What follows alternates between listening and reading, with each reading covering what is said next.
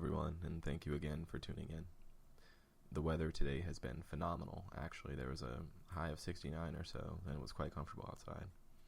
Not as cold as yesterday, but outstanding nonetheless. Today we'll be covering the fourth section of The Ethical Slut. This section specifically talks about different slut styles. We won't be able to cover all of them today, but we will chip away at it until it's a marbled statue of understanding. We'll end up chatting about everything from heterosexuality to utopian sexual communities, kinky dungeons, and Orwellian sexual dystopic or despotic chastity nightmares. Whether or not any of these scenarios fit you in particular, I hope to at least open your mind to the reality of there being different ways of living and experiencing sexuality than what you're accustomed to. In the mid-90s, Dossie coined the phrase ethical slut, but the relationship styles attached to the phrase have existed since the coming of humans, no pun intended. For if they had not, then they wouldn't exist. I'm no cultural anthropologist, and on the topic of sexuality, romance, and domesticality, these subjects are worth an essay in themselves. We can at least expand upon some of the history of different types of sexuality in the past. And when I say different types of sexuality, I mean to speak on subjects that differ from the heteronormativity that permeates society, culture, and dogma. The concept of alternative sexual lifestyles is nothing new. I'd like to start this with the city of Babylon. It was the chief city at the time, more than likely considered the capital of Mesopotamia, and it was settled around 3000 BC. I will take a moment to read an excerpt from The Gold Bough by Sir James Frazer. Thus at Babylon, every woman, whether rich or poor, had once in her life to submit to the embraces of a stranger at the temple of Melita, that is, of Ishtar and Astarte, and to dedicate to the goddess the wages earned by this sanctified harlotry. The sacred precinct was crowded with women waiting to observe the custom. Some of them had to wait there for years. At Heliopolis or Baalbek in Syria, famous for the imposing grandeur of its ruined temples, the custom of the country required that every maiden should prostitute herself to a stranger at the temple of Astarte, and matrons as well as maids testified their devotion to the goddess in the same manner. The Emperor Constantine abolished the custom, destroyed the temple, and built a church in its stead. In Phoenician temples, women prostituted themselves for hire in the service of religion, believing that by this conduct they appropriated the goddess and won her favor. It was a law of the Amorites that she who was about to marry should sit in fornication 7 days by the gate. At Byblus, the people shaved their heads in the annual mourning for Adonis. Women who refused to sacrifice their hair had to give themselves up to strangers on a certain day of the festival, and the money they thus earned was devoted to the goddess. A Greek inscription found at Tralles in Lydia proved that the practice of religious prostitution served in that country as late as the 2nd century of our era.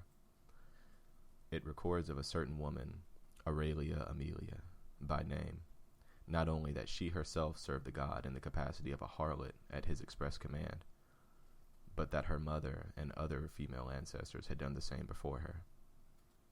And the publicity of the record, engraved on a marble column which supported a votive offering, shows that no stain attached to such a life and such a parentage.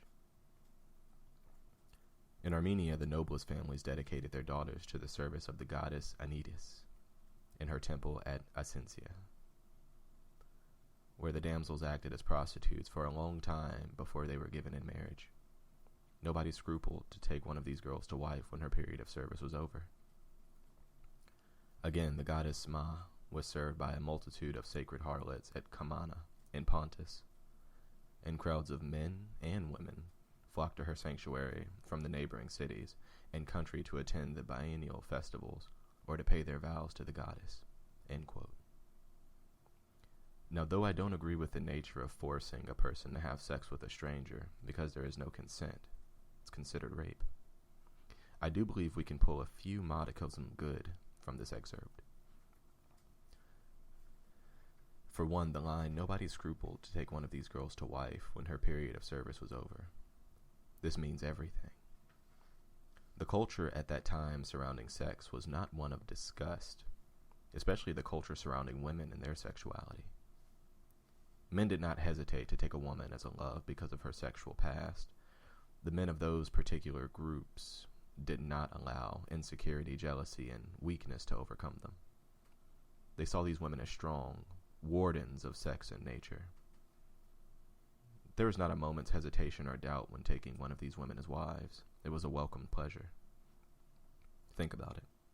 Would it not be better to take someone as a spouse who has had an intimate education and knows how to please you, rather than someone who hasn't? The dedication of wages earned to the particular deity they worshipped is nothing new. Churches of old and churches of new continue the practice of tithing. The only difference is their traditions of tithing seemed forced, coupled with the fact that there was a necessary sexual involvement in it.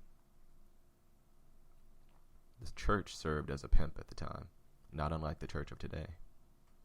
Whereas in that time period, the church sold or offered maidens with sexual prowess and possibly a bit more of an open ideal when it came to sex.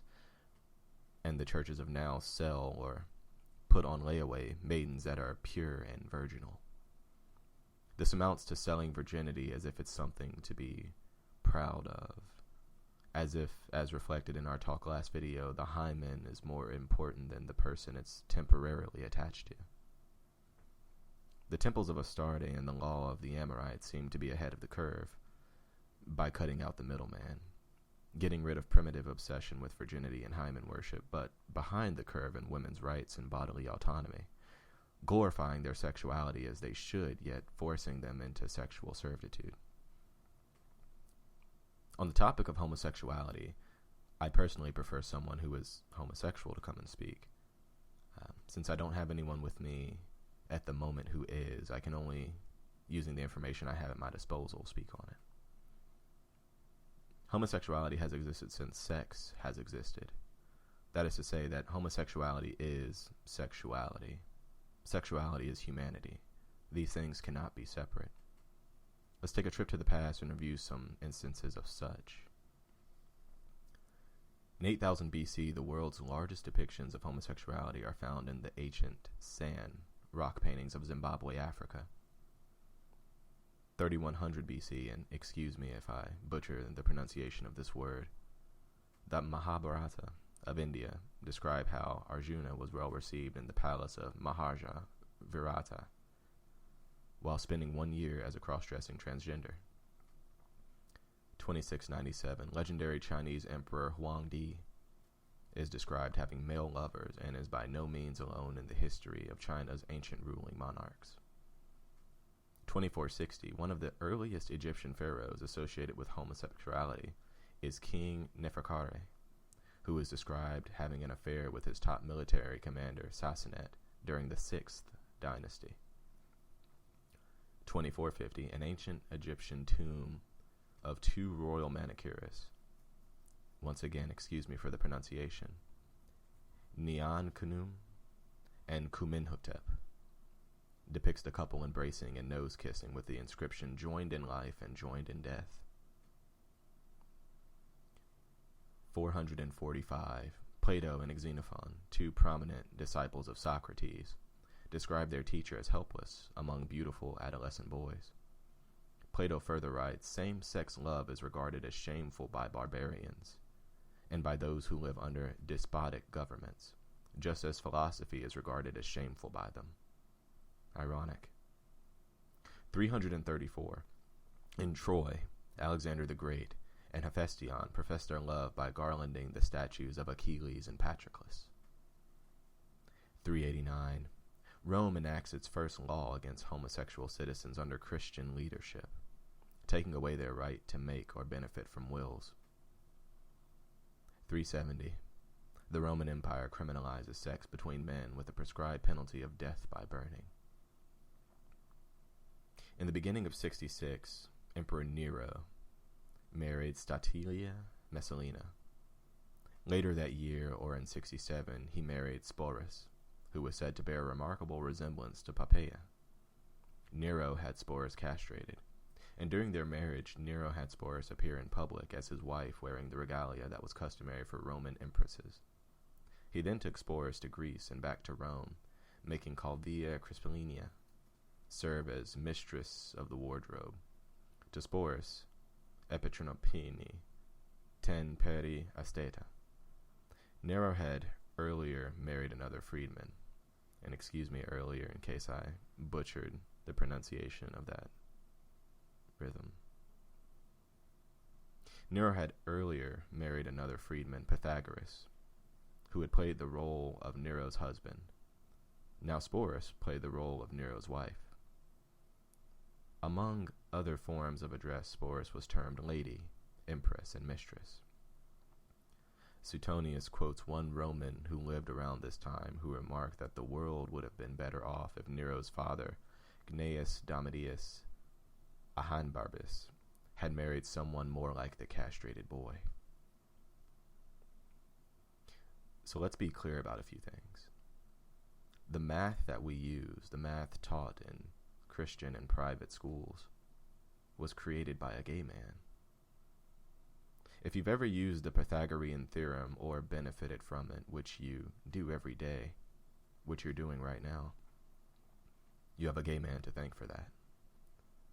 The tools you use, the formulas and angles used to create your grand structures, the money you plead for in tithes and offerings, all go back to a certain Pythagorean theorem.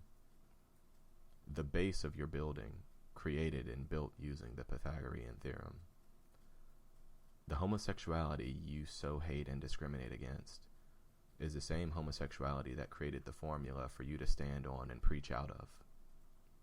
The weapons you use and technology you love, the printing presses you use to print your pages of patriotism and prejudice, your profit in pesos, your cash and your capital, to print your Bibles and belt buckles, can be traced back to a theorem by a gay man. And not a closeted gay man, but a man so proud of his homosexuality that he took himself as a husband to a ruler of Rome, and he called himself such.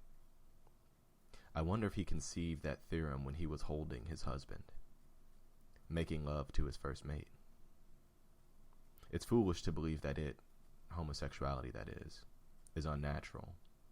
For if you consider it to be so, then homosexuality is as unnatural as numbers and shapes. And we need those. For what is 1 without 2, and 2 without 3? A without B and C squared. Thank you for staying with me on this multi-part series on slut styles. Tune in next time for a continuation of these endeavors for love, sex, and fulfillment. I'll be covering utopian sexual communities and artists and free thinkers. I'd love to hear from you. My email is askingtemptation@gmail.com. Relationships, sex, love, advice, I'm here for you. Even if you just need someone to talk to or need some answers far away from the mainstream, if you are a fish swimming against the mainstream, reach out to me. I'd love to speak to you. I love you. Until then.